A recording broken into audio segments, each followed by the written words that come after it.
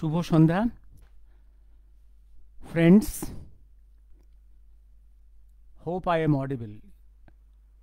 It is Konkona to Konkona I am audible. Hope I am audible and visible. আজকে বাংলায় বলবো। আজকে কারো কারো কাছে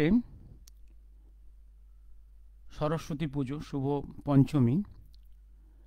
গতকাল কেউ কেউ পুজো করেছে, আজকেও কেউ কেউ পুজো করছে দেবী সরস্বতীর আরাধনা।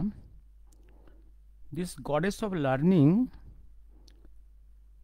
you'll see her pictures and idols throughout whole Asia and Africa. Yes, Bhatoti. In Roman civilization, in Greek civilization, in Egyptian civilization, this goddess Saraswati is worshipped everywhere. Anyway, we'll pick up today a particular document. The document is that a letter of Bengali 10 lines allegedly written by Subhash Chandra Bose in Berlin 8th February 1943 to his Mezda Sharat Chandra Bose. এই চিঠিটাকে ওরা খুব ব্যবহার করে, as if এই চিঠিটাই হচ্ছে সুভাষচন্দ্রের marriage certificate, as if এটা তার কন্যার বার্থ সার্টিফিকেট, অ্যাজ ইফ। আমি ডিসকাশন করব। আমি কিছুদিন একটু ব্যস্ত আছি। 1996-এ নেতাজি এবং আইএনএ ফাইলস যখন প্রথম ইন্ডিয়াতে ডিক্লাসিফাইড হলো, প্রায় 1000 files to national archives of India, তখন সেখান থেকে 96-এ কিছু ডকুমেন্ট সার্টিফাইড কপি নিয়ে এসেছিলাম, যেগুলোর কিছু তথ্য আমি ব্যবহার করেছিলাম in এফিডেভিটস and arguments in justice Mukherjee commission. তারও বাইরে কিছু ডকুমেন্টস আছে। কতগুলো ডকুমেন্টস হচ্ছে নেতাজির একটা series, his cantonment speeches and his speeches in the war crime prisoners camp, his speeches যেগুলো ডকুমেন্টেড হয়ে আছে ইংরেজিতে, হয়তো কারণ আমি যতটুকু জানি যে এগুলো হিন্দুস্তানিতে সমস্ত ওনার স্পিচ থাকতো ইউজুয়ালি, এগুলো ডকুমেন্ট দেখছি আমি, এগুলো সব ইংরেজিতে সেই সময়কার টাইপড, এবং এখানে যে ক্রোনোলজিটা ইউজ করা হয়েছে, ডেটগুলো ইউজ করা হয়েছে, এগুলো সব জাপানিজ ক্যালেন্ডার ডেটসে, এবং সেগুলো থেকে যে আমি ওয়েট করছিলাম যে এগুলোকে বই করে বের করা, কারণ সেই সময়কার ফ্র্যাজাইল পেপারস থেকে নতুন করে সেগুলো বের করা একটু সময় সাপেক্ষ, প্রায় সময় করে উঠতে পারিনি। বছর 15 আগে চেষ্টা করেছিলাম, কিন্তু সেগুলো আবার সব কম্পিউটারে পুড়ে গেছিলো। আবার র মেটেরিয়ালসগুলোকে উদ্ধার করে সেগুলো থেকে বই করার চেষ্টা করছি। আমি খোঁজ নিচ্ছিলাম যে এই স্পিচগুলো ভারতবর্ষে কখনো কোনো বইয়ে পাবলিশড হয়েছে কিনা। আজ একটা স্যাম্পল দিয়েছি, আপনারা দেখুন এগুলো ভারতবর্ষে কখনো পাবলিশড হয়েছে কিনা, আমি আবার দেখব। যাই হোক, এগুলোকে আমি বের করে দেব। এগুলো নাম দেব ব্লাড বাথ সেকেন্ড এডিশন। কেন সেকেন্ড এডিশন আমি সেটা পরে বলবো। আমি হঠাৎ দেখছি 22-23 তারিখের জানুয়ারি কিছু উৎসাহী, এমএলএ অনিতা উৎসাহী এবং নেতাজি রিসার্চ ব্যুরো উৎসাহী, তারা আবার অনিতাকে আনার, অনিতার ছবি দিয়ে অনেক কিছু প্রোগ্রাম করেছে। এই প্রেক্ষাপটে কিছু ব্যক্তি রিয়াকশন করেছে, সেই রিয়াকশানটা এবং এবং এবং অনেক ক্ষেত্রে খুব এক্সপ্লোসিভ রিয়াকশনস, সংখ্যায়ও significant. They are questioning the very identity of this Anita Brigitte Pfaff. আমি তো এটা নিয়ে বহুদিন থেকে কথা বলছি, লিখছি। আমার মনে হয়েছে আজকে ওই নেতাজির ক্যান্টনমেন্ট স্পিচের থেকে এইটা আজকে একটু বলে নিই, কারণ যখন এটা নিয়ে প্রশ্ন উঠছে মানুষের মনের মধ্যে, তাদের সেই প্রশ্নের উত্তর দেওয়াটা এখনই উচিত, কারণ প্রশ্নের উত্তরটা প্রশ্ন করার পরেই দেওয়া উচিত, তাতে মনের মধ্যে গাঁথবে। এটা আমি বিশ্লেষণ করব ওই চিঠিটা যেটা শিশির বোস, কৃষ্ণা এবং তার বংশধররা, এরা মানে সুভাষচন্দ্রের ভাইদের পরবর্তীরা, কিছু বাদ দিয়ে কিছু লোক এইটাকে তুলে ধরতে চায় as a document, as a proof Netaji Subhas Chandra বিয়ে করেছিলেন, তার এক কন্যা সন্তান আছে, এটা বলার চেষ্টা করে। আমি সেই চিঠিটাকে আমি আমি আমি আজকে বিশ্লেষণ করব। আমি দিন কয়েক আগে কিছু প্রশ্ন করেছিলাম, কিছু উত্তর দিয়েছিলাম, কিছু প্রশ্নের লজিক্যাল উত্তর দিয়েছিলাম। আজকে আমি শুধু এই ডকুমেন্টটাকে অ্যানালাইসিস করব। ইয়েস বততি, আমি এটা প্রশ্নটা আমি প্রথমে চিঠিটা একটু পড়ে নিই। আমি এটা পড়ছি চিঠিটা। এবার দেখো, এই চিঠিটা পড়ছি, মনে রাখবেন এই চিঠি এই বিবাহপন্থীরা, তারা ওই নেহেরু গান্ধীদের বংশধর অথবা কমিউনিস্টরা, বিভিন্ন রকমের কমিউনিস্টরা খুব বিয়ের পক্ষে, মানে কারণ তার কারণটা বলছি, কারণ আমি সাইকো অ্যানালাইসিস করে এটা দেখলাম কেন এরা এইটা, কেন অনেক কারণ আছে। একটা হচ্ছে নোংরামি করা, নেতাজির ইতিহাসকে বিকৃত করা, তার চরিত্রে কালিমা লেপন করা। আরেকটা কারণ হচ্ছে এর মধ্যে প্রচুর চক্রকে বাঁচিয়ে রাখা, এমিলি অনিতার মতো দুটো স্পোক্স পার্সন তৈরি করা, শিশির বোসের মতো একটা স্পোক্স পার্সন তৈরি করা in their favour, which is against the interest of the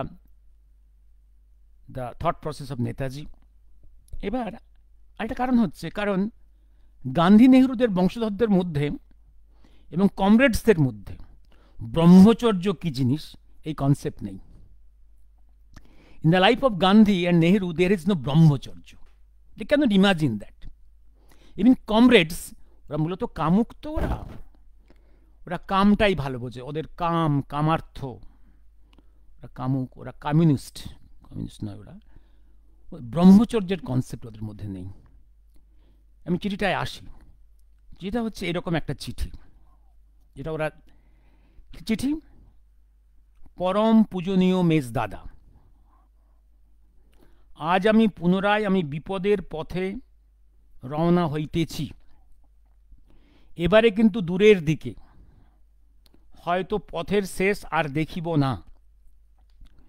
যদি তেমন বিপদ পথের মাঝে উপস্থিত হয়, তাহা হইলে ইহজীবনে আর কোনো সংবাদ দিতে পারিব না।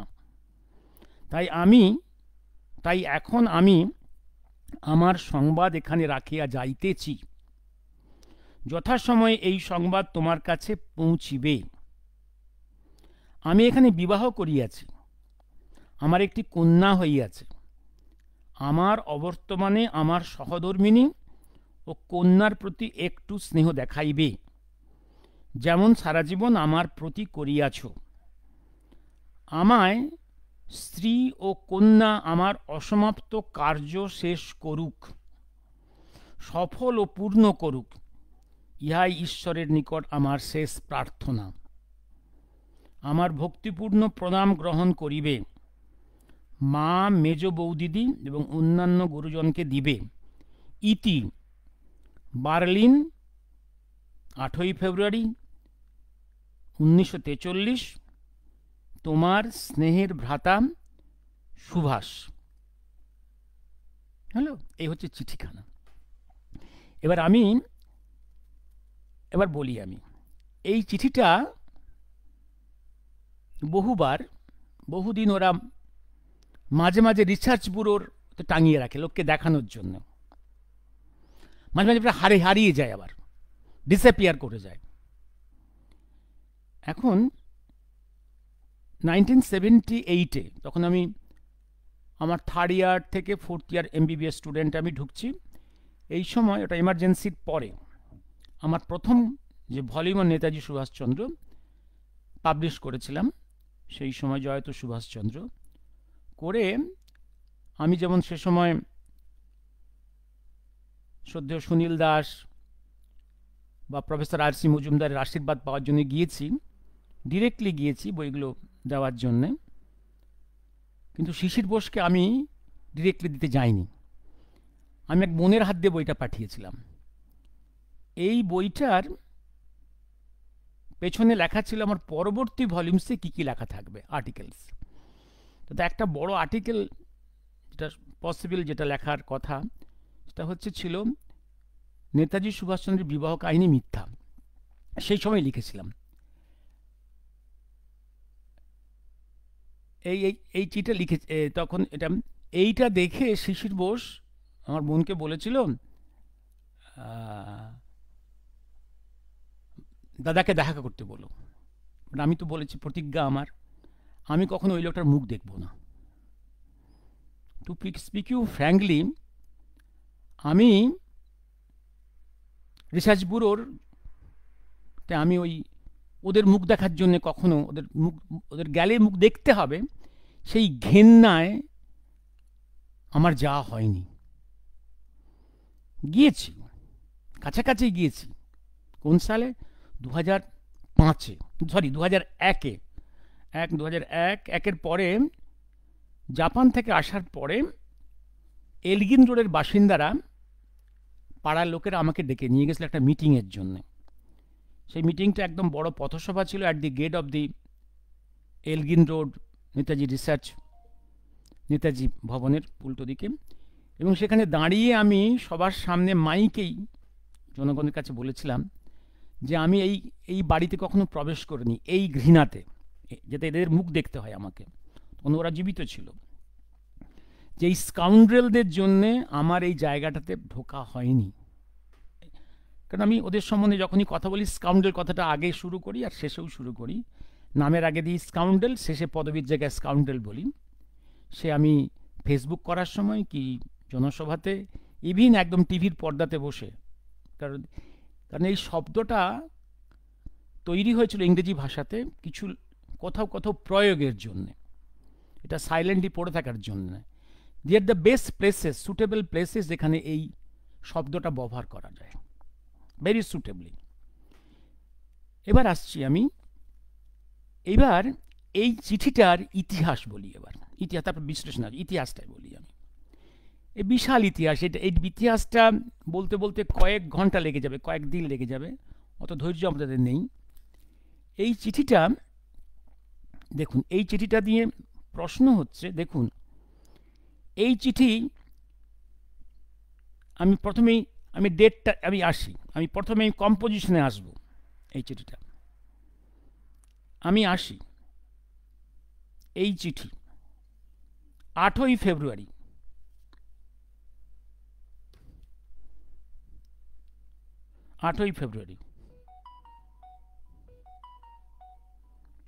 Sorry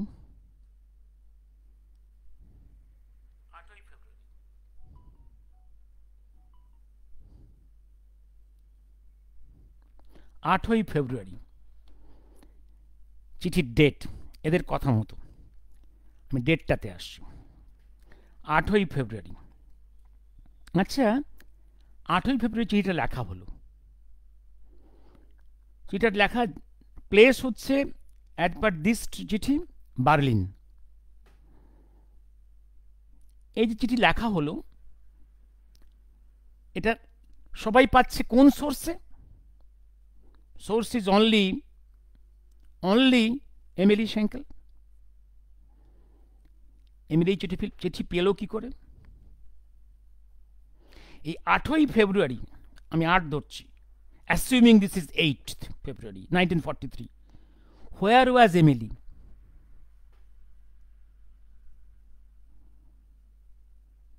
where was Emily? As per documents publish, Emily এই সময় not in Berlin but at a long distance away from Berlin in Vienna. এই চিঠি গেল কি করে সেখানে? কে ক্যারি অন করলো? এটা খুঁজতে হবে, ট্রেসিং করতে হবে, ট্রেস করতে হবে, সেখানে পৌঁছলো কি করে। পরের প্রশ্ন, এই প্রশ্নের উত্তর কিন্তু নেই। No one still today has given that answer. আর একটু কথা বলে রাখি, বছর 15 আগে আমি যখন এই ডকুমেন্টস নিয়ে কথা বলেছিলাম, তখন এই বোসবাড়ির লোকেরা ফেসবুকে আমার উপরে রে করে উঠেছিল এবং আমাকে গালিগালাজ করেছে পার্সোনালি। আমি শুধু প্রশ্ন করে গেছি, একটার পর একটা ডকুমেন্টস দিয়েছি, প্রশ্ন করে গেছি, ওরা তার কোনো প্রশ্নের জবাব দেয়নি, তারা শুধু গালিগালাজ করে গেছে। শেষে একটা আমাকে ভালো উপদেশ দিয়েছিল, সম্ভবত উপদেশটা দিয়েছিল চন্দ্রকুমার বোস। এই চন্দ্রকুমার বোস, আপনারা যদি ওল্ড রেকর্ডসগুলো দেখেন দেখবেন ফেসবুকের, যে ডক্টর পাল আপনি সার্জারি করছেন, করুন না, ইতিহাস নিয়ে ঘাঁটবার কি আছে, ইতিহাস তো আপনার কাজ নয়। আমি ইতিহাস লিখতেও আসিনি। I am not never claiming as a researcher or nor claiming as a historian. I just put before you some questions when you are placing some stories in front of the public of the country. I have every right to put questions on your narrations. Every right. Give answer. একটাও কখনো উত্তর দিতে পারেনি। Recently দেখলাম অন্য সবাই চুপ, শুধু মুখ খুলেছে দেখলাম এক দিদি, সম্ভবত রক্ষিত দি, জয়ন্তীদি। জয়ন্তীদিকে আমি চিরকাল ডিয়ার দিদি বা রেসপেক্টেড দিদি বলেই সম্বোধন করি। কখনো মনে রাখবেন, আমি কখনো আমার সারা জীবনে আই হ্যাভ নেভার গান টু এনি বোসবাড়ি মেম্বার। ওরা ওদের প্রয়োজন এসছে আমার কাছে, আই হ্যাভ নেভার গান টু দেম, নেভার গান to them, but I know them. In them there are some very good, honest, simple persons. I respect them. But some are very cunning, very ugly. But those who are very simple, they have no courage to speak the truth. এই লোকগুলোকে দিয়ে আমার কোনো কাজ হবে না। I do not like to waste a single moment for them. এক সময় ওরা সাবজেক্টটা বুঝতে এসছে, আমার কাছে বুঝিয়েছি, যদি না বুঝতে পারে দ্যাটস দেয়ার ম্যাটার। কিন্তু বারে বারে সময় নষ্ট করার কোনো মানে হয় না ওদের জন্য।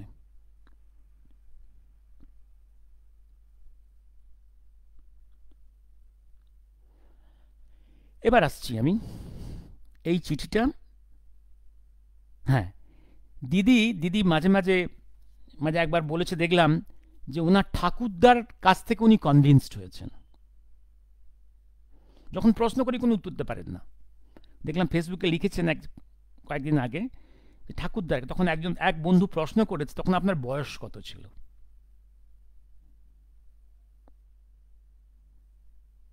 উনি চুপ, দেখলাম সেটাকে মডিফাই করে এবার বলছেন না, আমার সিনিয়রদের কাছ থেকে আমি জেনেছি। আমি তখন একটা প্রশ্ন করলাম যে অ্যাট দ্যাট এজ, তখন আপনার বয়স কত, 3-4, যখন শরৎ বোস মারা যাচ্ছে, তখন আপনি কিভাবে তার কাছ থেকে কি কথা শুনলেন যে শরৎ বোসের কথাতে তার অন্য ভাইরা, like doctor Sunil Bose, first cardiologist of India, and জাজ, রিটায়ার্ড জাজ সুরেশ চন্দ্র বোস, তারা কনভিন্সড হলেন না, আপনি কনভিন্সড হয়ে গেলেন? তার কোনো উত্তর নেই, উত্তর নেই। আপনার দাদু আপনাকে কি বলেছেন যে আপনি কনভিন্সড হলেন, অথচ তিনি কিন্তু তার নিজের ভাইদের কনভিন্স করতে পারেননি। কি এমন কথা? কি সেই ডকুমেন্টস? না, সেই ডকুমেন্ট হারিয়ে গেছে।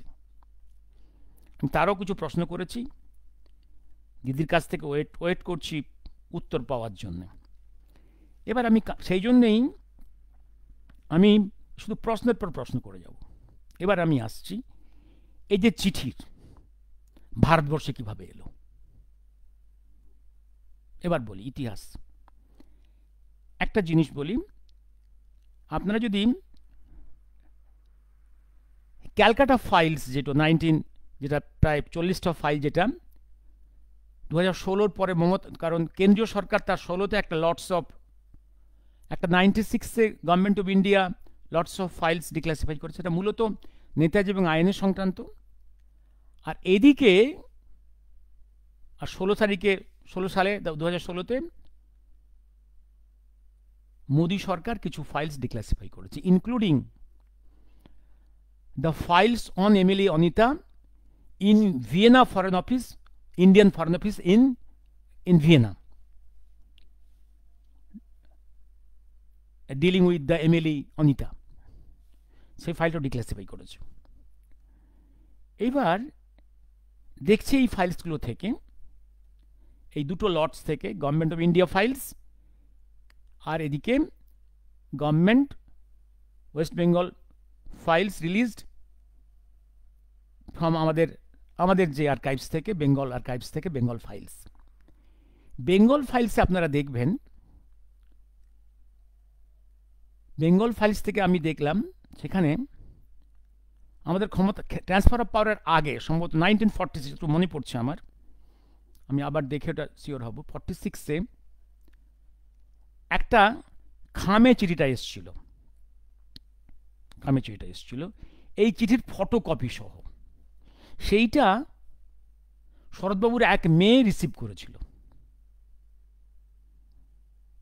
এইটা নাকি শরৎবাবু দেখে বিস্মিত হয়েছিলেন, একটা রেকর্ড আছে ফাইলে। আরেকটা ফাইল দেখলাম, যে বাইর থেকে চিঠিগুলো আসতো এলিগেন রোডে বা উডবার্ন রোডে, সেই চিঠিগুলো সেন্সার হতো এবং ইন্টারসেপ্টেড হতো। সেই ফাইলস কিছু ডিক্লাসিফাই হয়েছে।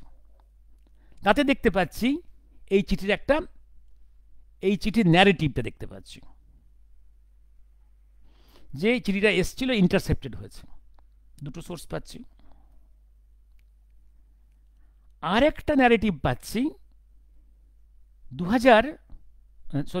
1948-এ যখন শরৎ বোস ইউরোপে গেছিলেন, ইউরোপে যাওয়ার তার মূল উদ্দেশ্য ছিল তার হেলথ রিকভারি, নাম্বার 1। নাম্বার 2, তার ভাই নেতাজি ইউরোপে কি কি কাজ করেছে, কার কি বন্ধু বান্ধবের কাছে কিছু কি খবর আছে, এটা জানবার জন্য। প্লাস নেতাজির যে প্লেন ক্র্যাশ হয়নি এই সন্দেহ তার মাথার মধ্যে এসে গেছে, সেই নিয়ে কিছু খবর আছে কিনা বুঝবার জন্য। এবং সম্পূর্ণ টার্সিয়ারি টার্গেট ছিল যে বিয়ের গল্পটা চলতে শুরু করেছে, ম্যানুফ্যাকচার হচ্ছে, তার সত্য নির্ধারণের জন্য এমিলির সঙ্গে সাক্ষাৎ করেছেন তিনি ভিয়েনাতে। নাকি এয়ারপোর্টে বসেই এমিলি তাকে এই চিঠির কপি দিয়েছে, এবং সেই ইউরো যাত্রার সময় শরৎবাবুর সঙ্গে ছিলেন তার ছেলে শিশির এবং 2 কন্যা। বোঝা গেল? এবার দেখুন, এবার come to the file, Vienna file dealing with Emily Anita. সেখানে কি ন্যারেটিভ আছে এই চিঠির? এবার দেখুন সেখানে কি চিঠির ন্যারেটিভটা আছে। আমি এটা পড়ে শুনিয়েছি, এবার আসছি সেই ন্যারেটিভটাতে আসছি আমি। এবার দেখুন সেই যে চিঠির ন্যারেটিভটা, এই চিঠির ন্যারেটিভটা দেখুন। আমি আমার আজকের ফেসবুকে আমি এই যে চিঠির অরিজিনাল যে বয়ানটা, এটা আমি কিন্তু রিসার্চ ব্যুরো থেকে পাইনি, কারণ যাইনি কখনো, I never take the photograph. এটা জয়ন্ত চৌধুরী, উনি সাংবাদিক প্লাস টিচার, উনি কিন্তু বোসবাড়ির সঙ্গে বহুদিন যাতায়াত করছেন। উনি এলগিন রোড এবং উডবার্ন রোডে বহুবার অনেকের সঙ্গে ওনার যোগাযোগ। উনি গিয়ে ওনার বই এই ছবির ফটোকপি দিয়েছেন, এবং শুধু তাই নয়, উনি এটাও আমাকে বলেছেন যে মাঝে মাঝে এটা চিঠিটা ডিসঅ্যাপিয়ার করে যায়। সম্ভবত এই চিঠিটা এখন ডিসপ্লেতে নেই, কারণ আমরা বহুভাবে এবার চ্যালেঞ্জ করেছি এই চিঠিটা একটা ফর্জ লেটার। এবার আসছি আমি এই আমার বইয়ে আমি একদম ভিয়েনা ফাইলে যে বাংলা চিঠি আছে তার ফটোকপি দিয়েছি, পেজ নাম্বার 118-তে। আর ভিয়েনাতে বসেই আমাদের ফরেন অফিস যে ইংলিশ ট্রান্সলেট করেছে তার ফটোকপি দিয়েছি, true translation by an authorized translator. আর 120 পেজে দিয়েছি টাইপড কপি। হ্যালো, এবার আসছি আমি। এবার ভিয়েনা ফাইলে কি হবে, কি লেখা আছে? ভিয়েনা ফাইলে বলছে যেটা এমিলিকে যখন ভিয়েনাতে আমাদের ফরেন অফিস এর অফিসাররা প্রশ্ন করছে এই চিঠি আপনি ভারতবর্ষে কীভাবে পাঠিয়েছেন, তখন এমিলি যে উত্তর করেছে সেই আমি পুরো ভিয়েনা ফাইলটাই এই বইয়ে এক্সিবিট করে দিয়েছি, সেটা পড়ে নিন। এবং সেখানে দেখা যাচ্ছে যে এমিলি চেষ্টা করছে এই চিঠিটা ইন্ডিয়াতে পাঠানোর জন্য। হলো, এবার আমি আপনারা ড্রাফট, আপনি ইংলিশ এফিডেভিটটা, ইংলিশের এটা দেখে নেবেন। এবার দেখুন,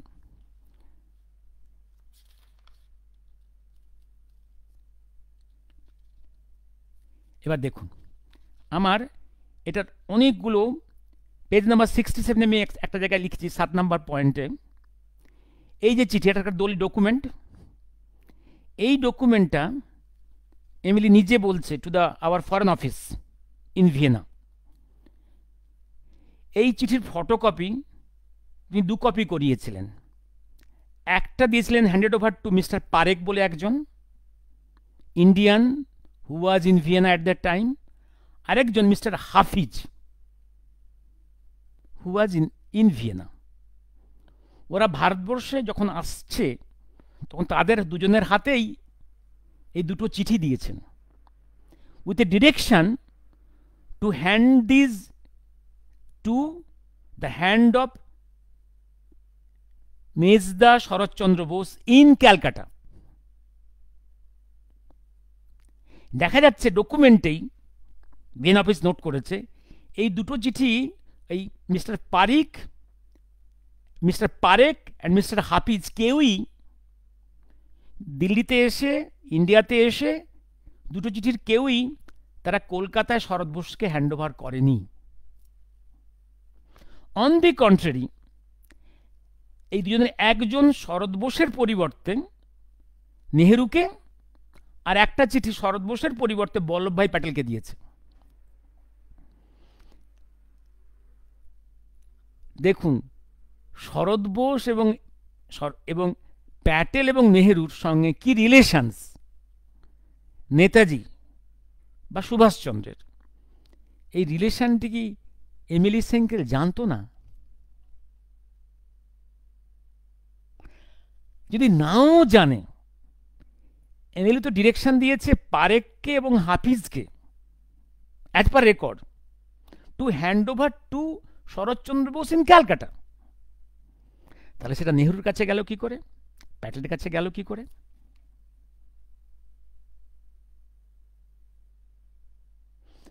আর অনেক কাহিনী আছে, আমি এবার আসছি আমি। তাহলে বোঝা গেল। এবার দেখুন, এবার আমি আসছি আরো যদি কারো প্রশ্ন থাকে প্রশ্ন করলে আমি উত্তর দেব। জয়ন্তী রক্ষে, হ্যাঁ ব্রততী, কি বললে তুমি? নাকি মিথ্যা কথা বলা নেই? তাহলে কি উনি আমাদের ভগবানজিকে মিথ্যুক বলতে চাইছেন? ব্রততী, এটা তো পরের কথা, আগে তো ওনাকে যে প্রশ্নগুলো করেছি জবাব দিন। উনি কি করে কনভিন্সড হয়েছেন? এবং আমি রেসপেক্টে জয়ন্তীদিকে একটা প্রশ্ন করেছি, একদম দেখবেন ফেসবুকে, যে আপনি বলুন ওই সময় আপনার দাদু শরৎ বোসের সঙ্গে গেছিল শিশির বোস 48-এ, সঙ্গে তার স্ত্রী, মানে আপনার ঠাকুমা এবং 2 পিসি। হলো, তো শরৎ বোস যদি সেই 1948-এ ভিয়েনায় বসে এই চিঠি পেয়ে যদি কনভিন্সড হয়ে থাকে, তার উপরে 2 বছর বেঁচে ছিলেন, 50-তে মারা গেছেন, তো শিশির বোস নিজে কনভিন্সড হয়নি। শিশির বোস যদি কনভিন্স না হয়ে থাকে তাহলে 1954-এ শরৎ বোসের মৃত্যুর 4 বছর পরে কিভাবে সে চিঠি লিখছে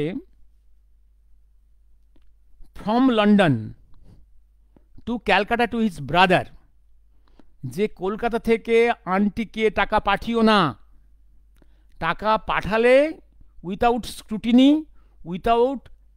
scrutiny of the identity of Emily টাকা ট্রান্সফার হয়ে যাবে। আমি লন্ডন থেকে পাঠাচ্ছি, লন্ডন থেকে মেকানিজম হচ্ছে এখান থেকে টাকা যার কাছে যাবে তার আইডেন্টিটি ডিসক্লোজ না হলে টাকা ট্রান্সফার হবে না। আমি ওনার আইডেন্টিটি নিয়ে confused. Two disclose the identity টাকা আমি লন্ডন থেকে পাঠাবো, হলো চিঠি। আর একটা চিঠি 1954 ভাইকে লিখে দিচ্ছে শিশির যে আমি বার্লিনে বন্ধুকে চিঠি করেছি to find out the marriage certificate of Emily and birth certificate of Anita.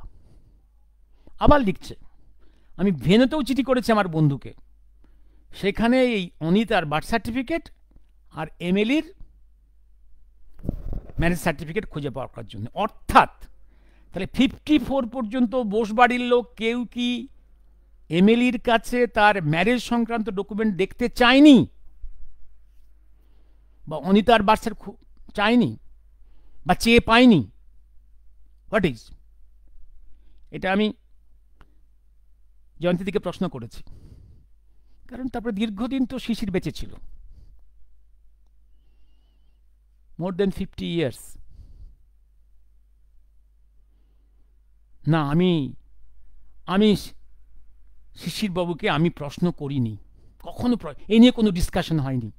তাহলে from where you are convinced?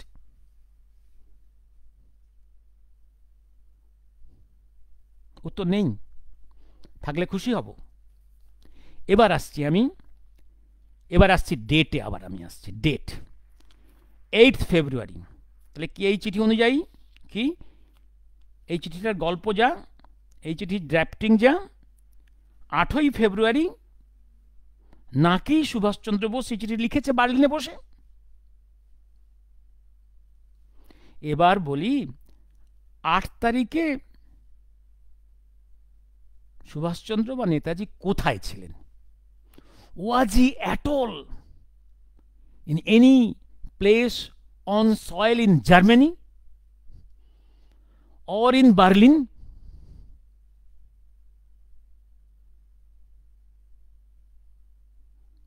এবার আসছি, এবার ডেটসে আসুন।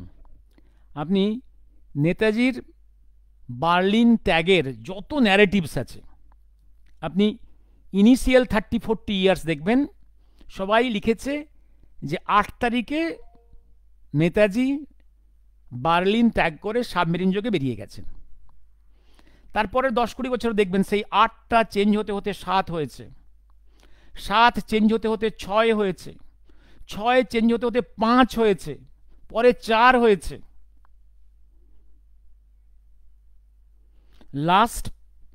লাস্ট যেটা পেপার অন দিস, এবার বলি 1989-90 রাশিয়াতে পেরোস্ট্রাইকা, কোলাপস অফ ইউএসএসআর, প্রচুর ডকুমেন্টস এবার আস্তে আস্তে ডিক্লাসিফাইড হয়ে যাচ্ছে, বেরিয়ে আসছে। এই সময় কারণ ওয়েস্টার্নদের কাছে কি রাশিয়ানস, ইউরোপিয়ানস কি ইংল্যান্ডবাসীদের কাছে, কিছু স্কলারের কাছে নেতাজির এই ইউরোপ ত্যাগ করে এশিয়াতে চলে আসা, ফার ইস্টে চলে আসা এটা বিস্ময়কর ব্যাপার। কীভাবে তিনি এসছেন এ নিয়ে ওরা খুব বিস্ময়ের মধ্যে ছিল। ওরা আবার এ নিয়ে গবেষণা করেন। In a joint venture research by the London group and the Moscow group, ওরা পেপার্স এক্সচেঞ্জ করে। কারণ জার্মানির পেপার্স কিছু ওয়েস্টার্ন ইউরোপ এবং আমেরিকানসরা সিজ করেছে। ইন 45 এপ্রিল যখন বার্লিন সিজড হয়, আর কিছু রেড আর্মি সিজ করেছিল।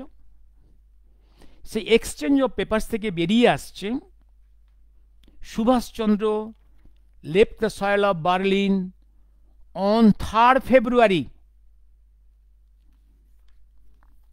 এবং এই পেপারটা আর্টিকেল হয়ে বেরিয়েছে বাই এ রাশিয়ান স্কলার। তার সে আর্টিকেলটাও আমি দিয়ে দিয়েছি ট্রান্সলেট টু ইংলিশ। রাশিয়ান স্কলারের নাম কি আমি দিচ্ছি, এটা আমি আমার বইয়ে দিয়ে দিয়েছি। কোথায় দিয়েছি? ইয়েস, আমি দিয়েছি এই বইয়ে, রাশিয়ান স্কলারের। ইয়েস,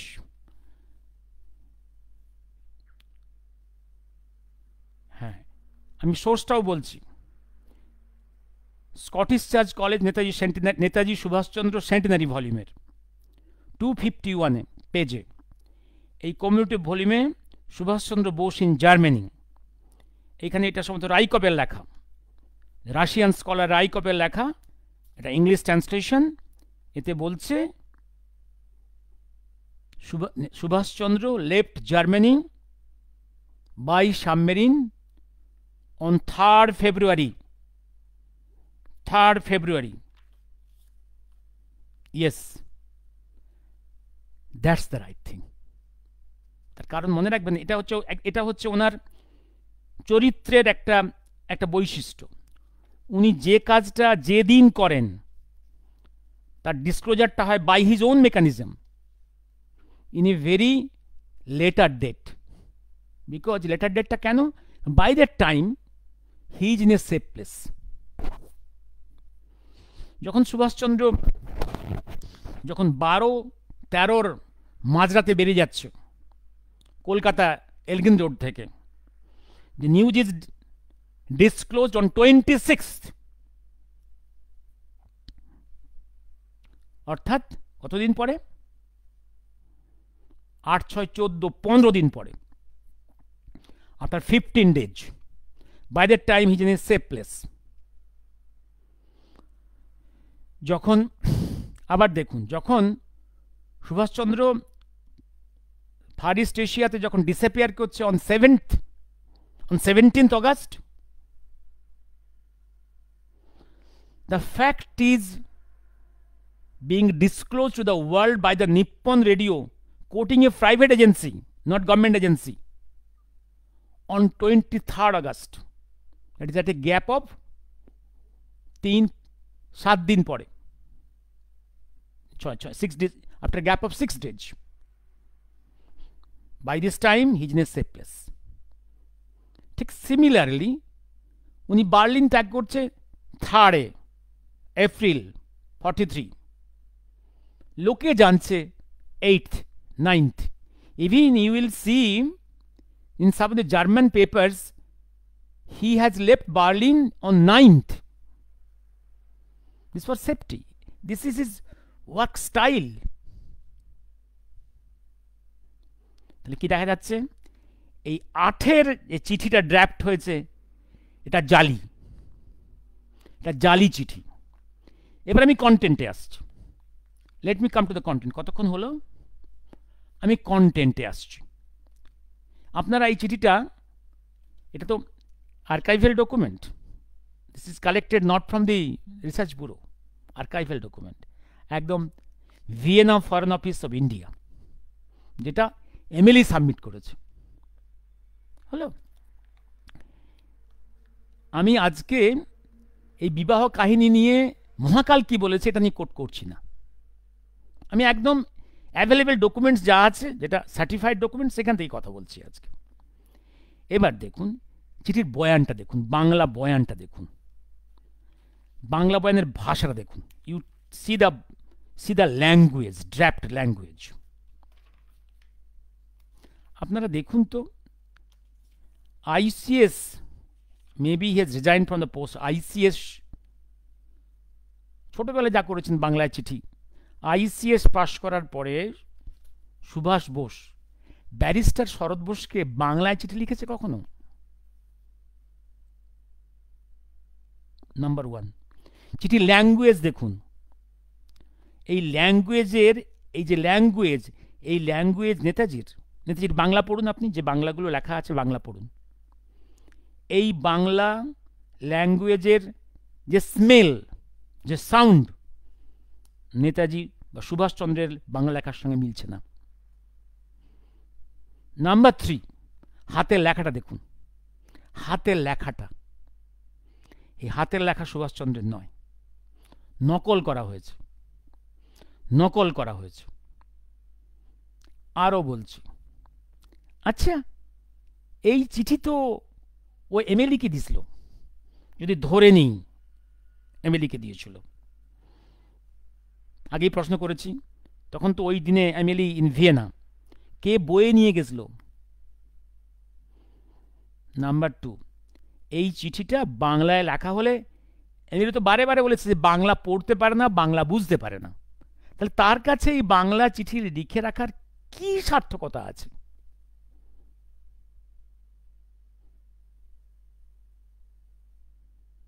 প্লাস তখন কি সুভাষচন্দ্র তার বইয়ের নাম জানতেন না?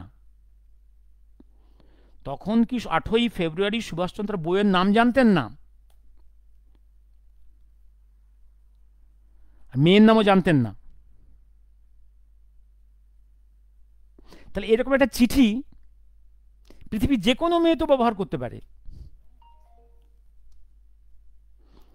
চিঠি এই জন্য এভাবেই ড্রাফট করা হলো যাতে প্রয়োজনে যে কোনো মেয়ে চিঠিটাকে ড্রাফট করতে পারে, claiming that he is the wife of Netaji Subhashchandra. আর যে কোনো মেয়ে, একটা orphan child, abandoned orphan child in Berlin যে লাখে লাখে ছিল, যে কেউ বলতেই পারে যে এটা আমার বাবার দেওয়া চিঠি। Is it not the drafting with a purpose of this to be used in anywhere like this?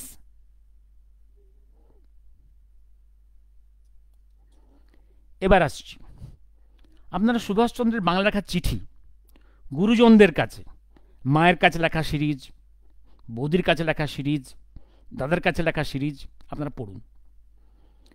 বাংলায় চিঠির উনি লিখেছেন উবরে ওই ঈশ্বরের চিহ্ন বা ওং ওং বা দুর্গা বা এই যে কোনো দেবীকে, দেবদেবীকে স্মরণ না করে বা একটা ডিভাইন সিম্বল না এঁকে উনি কখনো কোনো গুরুজনদের চিঠি লিখেছেন? আর ওনার ইউজুয়াল চিঠিতে mentioning of the place from where is writing and mentioning of the time of his writing কোথায় লেখা থাকে দেখুন।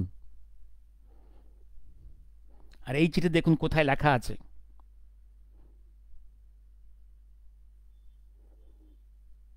অ্যান্ড এই যে চিঠির দেখুন, এই চিঠিটা gives an impression of frustration, যেটা সাবমেরিনে ঝাঁপ দিচ্ছে, দীর্ঘ 3 মাসের সাবমেরিন যাত্রা করবেন, তার কলম থেকে এই ল্যাঙ্গুয়েজ অফ ফ্রাস্ট্রেশন।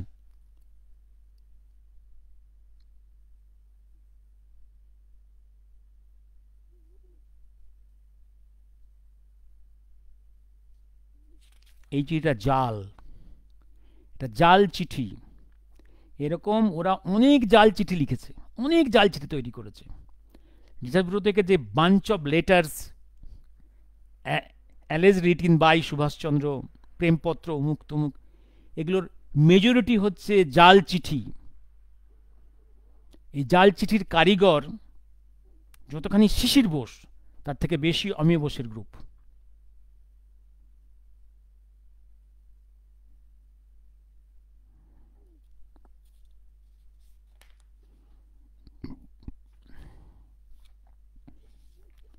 আবার সেই প্রশ্ন, চিঠি বার্লিন থেকে ভিয়েনায় কে পৌঁছে দিল? এই কথাটা কিন্তু এমিলি কোথাও ডিসক্লোজ করেনি, কারণ she has avoided all interrogation. শিশিরও কখনো ইন্টারোগেশন ফেস করে, তার সেই সাহস হয়নি কখনো কমিটি বা কমিশনের কাছে আসতে। অলওয়েজ তিনি ওই কথা বলে গেছেন টু দ্য মিডিয়া, মিডিয়াতে কথা বলে হিস্ট্রি লেখা যায় না। Monologue, no interrogation, no cross examination. মুরদ থাকলে কমিশনে আসতো। শিশির একটা লায়ার, ও বাড়িতে অনেক লায়ার আছে। এই বিয়ের গল্প তৈরি করে প্রচুর টাকা অনেক ইনকাম করেছে, এবং জুনিয়ররা, আমি নাম বলছি না, অনেকে they are not convinced, but they are following their seniors, যারা হচ্ছে সুভাষচন্দ্র এবং তার ভাইদের পরবর্তী বংশধর। অনেকেই কি নেহেরু কিনে নিয়েছিলেন, শুধু সুরেশবাবুকে কিনতে পারেননি। সুরেশবাবুকে কিনতে পারেনি। সুরেশবাবু 1970 পরিষ্কার নিজে হাতে লিখে দিয়ে গেছেন, সুভাষের বিয়ের গল্প, স্ত্রী এবং কন্যার গল্প মিথ্যা, নেহেরুর সৃষ্টি। এটা তার চরিত্রে কালিমা দেওয়ার জন্য এই চক্রান্ত করা হয়েছে। এটা সুরেশবাবু নিজের হাতের লেখা। Doctor Sunil Bose, first cardiologist of India and founder of the cardiological society of India, তিনি বলেছেন এটা একটা ঘৃণ্য চক্রান্ত। শরৎবাবু নিজে বলে গেছেন এটা একটা নোংরা চক্রান্ত, একটা তাকে তাকে তাকে ধোঁকা দেওয়া হচ্ছে। কিন্তু বারে বারে বলি না ওদেরকে, তোমরা যেটা বলছো, you have been convince from Sarat Chandra Bose, documents দাও। কোনো উত্তর নেই, উত্তর নেই। ভাই সুভাষচন্দ্র 8ই ফেব্রুয়ারিতে জার্মান সয়েলে ছিলেন না, সেটি ড্রাফটিং হলো কি করে? তার কারণ ওই শিশির আর ওই অমিয়রা ওই খবর পেয়েছে যে রাঙা কাকাবু 8 তারিখে বেরিয়ে গেছে, সেই গপ্পের দ্বারা অনুপ্রাণিত হয়ে অতি উৎসাহী, ইন্সপায়ার্ড, যেমন এখন পশ্চিমবাংলার সমস্ত বুদ্ধিজীবীরা ইন্সপায়ার্ড বাই দিদি, এই গল্পে ইন্সপায়ার্ড হয়ে এই ড্রাফটিং করেছে একটা জাল চিঠি। আমি শুধু এই চিঠি নিয়ে আজ ডিসকাশন করলাম, আর অন্য ফ্যাক্টসগুলো নিয়ে একটু একটু ডিসকাস করেছি। পরে এক একটা ডকুমেন্ট ধরে ধরে আমি শুধু এই ডকুমেন্ট নিয়ে কিছু ডিসকাশন করলাম, আর অনেক জায়গা পড়ে আছে। সব কথা আজকে হলো না, হয়ে গেল প্রায় 40-50 মিনিটস। এবার বলি, ব্রততী কি বলছো? জয়ন্তীরক্ষিত বলেন আমাকে ওনার স্বভাবে নাকি মিথ্যা কথা বলা নেই, আমাকে ওনার স্বভাবে নাকি মিথ্যা কথা বলে। তাহলে কি উনি আমাদের না, আমি ভগবানজির কথা আজ তুলছি না, ভগবানজি কি বলেন পরে ডিসকাস করব। কিছুদিন থেকে বুঝে গেছেন এমএর নেতাজির অর্ধ, ও থেকেই বুঝে গেছেন, বাবা। তো তো জয়ন্তী দিকে একটা প্রশ্ন করো, ব্রততী একটা প্রশ্ন করো যে এমএলই জয়ন্তী দিকে কি বলেছে, বিয়ের সাল তারিখটা বলো, জিজ্ঞাসা করো। আস্ক জয়ন্তী, রেসপেক্টেড জয়ন্তী, এই এতদিন যে ছিলেন তার কাছে, এত কথা হয়েছে, নিশ্চয়ই এমিলির বিয়ের সাল তারিখটা তাকে বলেছে জয়ন্তী দিকে। ওকে চ্যালেঞ্জ করুন, জাস্ট চ্যালেঞ্জ করুন বিয়ের সাল তারিখটা বলতে, বিয়ের সাল তারিখটা বলতে বলুন।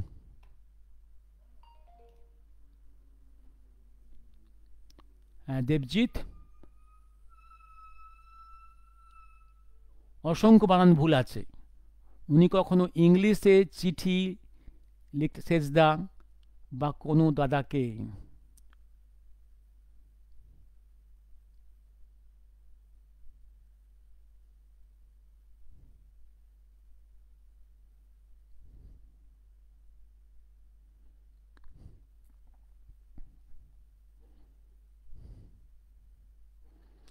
ইয়েস।